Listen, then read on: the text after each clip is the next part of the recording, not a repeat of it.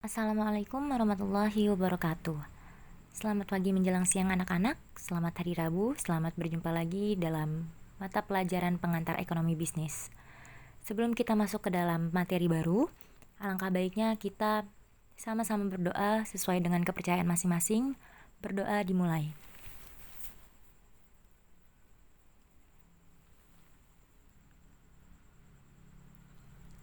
Berdoa selesai. Untuk anak-anak yang belum mengisi link presensi atau absen di Google Classroom, silahkan diisi karena hanya sampai 10 menit setelah pelajaran usai. Mari kita masuk ke dalam materi baru, yaitu mengenai masalah ekonomi dalam sistem ekonomi. Ini adalah KD lanjutan dari 3.1, yaitu KD 3.2. Bu, tujuan pembelajaran dari KD ini apa sih, Bu? Peserta didik akan dapat yang pertama, menganalisis masalah ekonomi dalam sistem ekonomi dengan tepat. Selanjutnya, mengkategorikan kebutuhan manusia dengan benar, serta menerangkan alat pemuas kebutuhan dengan jelas. Maka, materi-materi yang akan kita pelajari pada kesempatan kali ini adalah masalah pokok ekonomi, kebutuhan manusia, serta alat pemuas kebutuhan. Untuk anak-anak, silahkan dipersiapkan buku catatannya serta alat tulis, karena kita akan cukup banyak mempelajari dan Ibu akan menjelaskan mengenai masalah ekonomi ini. Baik, materi pertama mengenai masalah ekonomi. Masalah ekonomi ini dibagi menjadi dua hal. Yang pertama adalah klasik dan modern. Bedanya, kita masuk ke materi pertama, masalah ekonomi klasik. Masalah ekonomi klasik ini berdasarkan oleh pemikiran Adam Smith, David Ricardo, dan John Stuart Mill yang mendominasi pemikiran ini sampai pada tahun 1870-an. Nah, pada dasarnya, ekonomi ini bertujuan untuk satu hal, yaitu kemakmuran. Ada 3 masalah pokok dalam ekonomi klasik ini. Yang pertama adalah mengenai masalah produksi. Masalah produksi ini adalah maksudnya bagaimana memproduksi barang dan jasa yang benar-benar dibutuhkan oleh semua masyarakat secara umum. Jangan sampai barang yang kita perjualbelikan itu terjadi di kemudian hari bahwa hasil produksinya itu tidak dikonsumsi oleh masyarakat tersebut. Selanjutnya, masalah distribusi atau penyaluran. Setelah barang tadi sudah diproduksi, maka bagaimana caranya agar hasil produksi itu sampai ke tangan masyarakat yang membutuhkan atau konsumen. Selanjutnya, kita masuk ke masalah konsumsi. Setelah barang telah diproduksi, telah sampai di konsumen, permasalahan selanjutnya adalah apakah barang dan jasa yang telah diproduksi tersebut benar-benar barang dan jasa yang ingin dimiliki, dibutuhkan, dan mampu dibeli oleh konsumen. Selanjutnya kita masuk ke dalam masalah ekonomi modern. Masalah ekonomi modern ini karena semakin meningkatnya peradaban manusia yang ditandai dengan semakin meningkatnya jumlah penduduk, perekonomian, ilmu pengetahuan, dan teknologi, maka semakin luas dan kompleks persoalan ekonomi yang dihadapi manusia. Maka pokok masalahnya ada 4. Yang pertama, what atau apa. Maksudnya adalah barang dan jasa apa yang diproduksi dan seberapa banyak. Selanjutnya kita masuk ke how. How itu maksudnya adalah bagaimana. Bagaimana cara memproduksi barang tersebut? Di sini termasuk di dalamnya adalah faktor-faktor eksternal seperti harga, perekonomian nasional atau internasional, suku bunga, biaya produksi, inflasi, kurs valuta asing, dan sebagainya. Selanjutnya masuk ke dalam who. Siapa pelaku produksi? Karena di zaman modern ini banyak pihak yang bisa melakukan produksi, seperti pemerintah, swasta, atau koperasi. Nah, ini jadi pertanyaan tersendiri. Selanjutnya for whom atau untuk siapa barang tersebut diproduksi. Masalah ini menyangkut soal siapa yang memerlukan barang atau jasa dan siapa saja yang akan ikut menikmati hasilnya. Jadi perbedaan antara masalah ekonomi klasik dan modern, kalau masalah ekonomi klasik berfokus kepada 3 hal yaitu produksi, distribusi, dan konsumsi, sedangkan masalah ekonomi modern berfokus terhadap 4 hal, yaitu what atau apa, how atau bagaimana, who atau siapa, dan for whom atau untuk siapa. Selanjutnya kita masuk ke dalam materi kedua, yaitu tentang kebutuhan, termasuk di dalamnya ada faktor, kategori, dan hierarki kebutuhan. Sebelum kita masuk ke slide selanjutnya, pengertian dari kebutuhan adalah segala sesuatu yang dibutuhkan manusia untuk mempertahankan kelangsungan hidupnya secara alamiah melalui pencapaian kesejahteraan. Selanjutnya, faktor-faktor yang mempengaruhi kebutuhan. Ada faktor internal dan faktor eksternal. Faktor internal itu apa sih, Bu? Faktor internal itu adalah faktor-faktor yang timbul dari manusia itu sendiri. Termasuk di dalamnya ada profesi atau pekerjaan, jenis kelamin, usia, tingkat pendidikan, perasaan tidak puas. Jadi Ibu ambil salah satu contoh ya. Contohnya seseorang yang berusia 5 tahun, anak kecil, dan orang yang berusia 50 tahun sudah masuk ke usia dewasa atau lanjut usia pasti memiliki kebutuhan yang berbeda. Betul kan? Selanjutnya kita masuk ke faktor eksternal. Faktor eksternal itu apa, Bu? Kalau faktor eksternal yaitu timbul dari luar diri manusia. Jadi perbedaannya adalah kalau in dalam diri, kalau ex luar diri. Termasuk di dalamnya adalah keadaan alam, agama atau kepercayaan, adat istiadat, lingkungan tempat tinggal, serta perkembangan zaman dan teknologi. Contohnya ini ya, lingkungan tempat tinggal. Orang-orang yang tinggal di kota dengan orang-orang yang tinggal di desa memiliki kebutuhan yang berbeda. Seperti itu ya. Selanjutnya kita masuk ke dalam penggolongan kebutuhan manusia. Yang pertama ada tingkat kepentingan atau intensitasnya, dibagi menjadi 3. Yang pertama adalah kebutuhan primer atau kebutuhan manusia yang mutlak harus dipenuhi untuk menjaga kelangsungan hidup atau disebut sebagai kebutuhan utama. Maksudnya apa aja nih Bu contohnya? Ada baju, ada makanan, ada tempat tinggal, atau biasa kita kenal sebagai sandang, pangan, papan. Ada juga sekunder. Sekunder ini adalah pelengkap, kebutuhan yang dipenuhi untuk melengkapi kebutuhan primer. Jadi ini hanya sebagai pelengkap ya.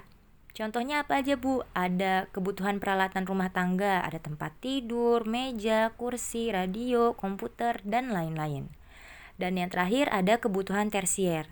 Kebutuhan tersier ini adalah kebutuhan tambahan yang berupa barang-barang mewah. Contoh dari barang-barang mewah apa saja? Iya, betul. Ada mobil, terus mobilnya yang punya merek ya, terus berwisata ke luar negeri, ada kapal pesiar, apartemen, dan lain-lain. Selanjutnya masuk ke dalam sifatnya, ada 2. Yang pertama kebutuhan jasmani. Kebutuhan jasmani adalah kebutuhan yang berhubungan dengan fisik manusia, seperti kebutuhan terhadap makan, minuman, dan pakaian. Sedangkan satu lagi ada namanya kebutuhan rohani. Kebutuhan rohani adalah kebutuhan yang apabila dipenuhi akan memberikan kepuasan batin seseorang. Contohnya ada kebutuhan ketentraman hati, kebebasan mengatur hidup sendiri, mendengar musik, rekreasi. Ada juga menurut waktunya, kebutuhan sekarang, yaitu kebutuhan manusia yang harus segera dipenuhi saat itu juga. Contohnya seseorang yang sedang lapar, maka ia harus makan. Seseorang yang sedang ngantuk, maka ia harus tidur. Nah, sedangkan satu lagi ada juga kebutuhan yang akan datang, yaitu kebutuhan yang dipenuhi untuk masa yang akan datang. Contohnya adalah kita menabung untuk masa depan kita, misalkan 10 tahun yang akan datang. Ada lagi menurut subjek yang menggunakan. Yang pertama kebutuhan individu, yaitu kebutuhan yang digunakan untuk memenuhi keperluan individu. Contohnya jika kita seorang pelajar, maka kita membutuhkan buku atau alat-alat pelajaran. Ada juga kebutuhan kolektif atau bersama. Maksudnya adalah kebutuhan untuk memenuhi keperluan bersama atau kelompok. Contohnya ketika kita ada kegiatan pramuka, terus kegiatan olahraga yang grup atau tim, nah itu kan kita memerlukannya per kelompok. Ada lagi berdasarkan wujudnya, ada material, maksudnya adalah kebutuhan yang dapat dipenuhi dengan benda-benda berwujud. Contohnya tadi ada makanan, pakaian, rumah. Sedangkan satu lagi ada kebutuhan spiritual, adalah kebutuhan yang dapat dipenuhi dengan benda-benda yang tidak berwujud. Contohnya mendengarkan musik, mendengarkan ceramah agama, dan mengadakan rekreasi. Kita masuk ke dalam materi selanjutnya, masih dalam kebutuhan, dan ini adalah hierarki kebutuhan Maslow. Hierarki kebutuhan Maslow ini kita lihat dari yang paling bawah dulu ya, yang paling mendasar, yaitu fisiologis atau yang berbentuk fisik. Yang tadi sangat-sangat penting untuk kehidupan manusia. Ada makanan, minuman, tidur, pakaian, dan lain-lain. Selanjutnya, jika fisiologi sudah terpenuhi, maka kita masuk ke dalam rasa aman. Rasa aman di sini maksudnya ada keamanan, keteraturan, stabilitas, dan lain-lain yang berhubungan dengan keteraturan hidup manusia dan kepuasan rasa aman dalam manusia itu sendiri. Selanjutnya kita masuk ke sosial. Fisiologi sudah, rasa aman sudah, kita masuk ke sosial. Ada afeksi, relasi, keluarga, dan lain-lain yang berhubungan dengan kehidupan antara satu manusia dengan manusia lain, atau manusia baik secara individu maupun kelompok. Penghargaan. Penghargaan di sini maksudnya ada pencapaian, status, tanggung jawab, reputasi, terus ranking juga termasuk ke dalam penghargaan. Di sini maksudnya adalah bagaimana rasanya kita dihargai oleh orang lain. Selanjutnya aktualisasi diri. Ini yang paling sedikit bisa dipenuhi oleh banyak orang karena ini berhubungan dengan diri sendiri. Maksudnya di dalamnya ada pengembangan diri, pemenuhan ideologi, dan lain-lain yang bisa membuat kepuasan terhadap diri sendiri dan kita bisa lebih mengenal diri kita sendiri. Baik, kita masuk ke materi selanjutnya yaitu alat pemuas kebutuhan. Termasuk di dalamnya ada barang, jasa, dan kategorinya. Bu, alat pemuas kebutuhan itu apa sih? Alat pemuas kebutuhan adalah segala sesuatu yang bisa memenuhi kebutuhan manusia, baik berupa barang maupun jasa. Bu, lalu barang dan jasa itu apa? Barang adalah bahan yang memuaskan keinginan manusia dan menyediakan utilitas. Maksudnya apa, Bu? Kalau kita sebagai konsumen yang melakukan pembelian produk, pasti kita merasa puas. Contohnya ada makanan, buku, pakaian, dan lain-lain. Intinya barang adalah hal-hal yang bisa kita rasakan secara fisik gitu ya. Sedangkan jasa adalah transaksi di mana tidak ada barang fisik yang ditransfer dari penjual ke pembeli. Tetapi ada manfaat dari jasa, yaitu kesediaan pembeli untuk melakukan pertukaran. Contohnya apa nih Bu? Ada ilmu pengetahuan, ada ibadah, hiburan atau rekreasi, dan lain-lain. Intinya jasa adalah sesuatu yang tidak tampak secara fisik, tapi bisa kita rasakan hasilnya. Selanjutnya kita masuk ke kategori alat pemuas kebutuhan. Dibaginya cukup banyak nih. Sudah pada siap kan dengan alat tulisnya? Kita masuk ke dalam yang pertama, yaitu adalah wujudnya. Berdasarkan wujudnya, alat pemuas kebutuhan dibedakan menjadi yang pertama ada barang konkret, maksudnya adalah alat pemuas kebutuhan manusia yang bisa dilihat, diraba, dan dirasakan. Contohnya tadi ada makanan, pakaian, rumah, mobil, tas, dan lain-lain. Ada juga barang abstrak. Barang abstrak adalah alat pemuas kebutuhan yang tidak bisa dilihat maupun diraba namun bisa dirasakan. Contohnya jasa supir taksi, jasa guru, jasa dokter, jasa petani, dan lain-lain. Kita masuk ke bagian kedua yaitu berdasarkan cara memperolehnya. Ada barang ekonomi atau dapat diartikan sebagai alat pemuas kebutuhan manusia yang tersedia dalam jumlah lebih sedikit jika dibandingkan dengan jumlah kebutuhan manusia. Biasanya kalau kita ingin mencapai kebutuhan barang ekonomi ini, kita harus melakukan pengorbanan tertentu. Contohnya kita harus memberi uang ya. Kita beli rumah nih, pasti kan pakai uang. Kita beli sepatu, pasti pakai uang. Kita beli emas, pasti pakai uang. Dan hal-hal lainnya yang biasanya kita transaksinya menggunakan biaya uang. Terus ada lagi barang bebas. Barang bebas itu maksudnya adalah alat pemuas kebutuhan manusia yang tersedia dalam jumlah yang banyak sehingga tidak membutuhkan pengorbanan tertentu. Contohnya ada air laut, es di kutub, pasir di padang pasir, sinar matahari, dan lain-lain. Nah, ini ada sesuatu yang baru nih. Biasanya orang-orang kalau belum tahu pasti belum pernah dengar. Namanya barang ilit.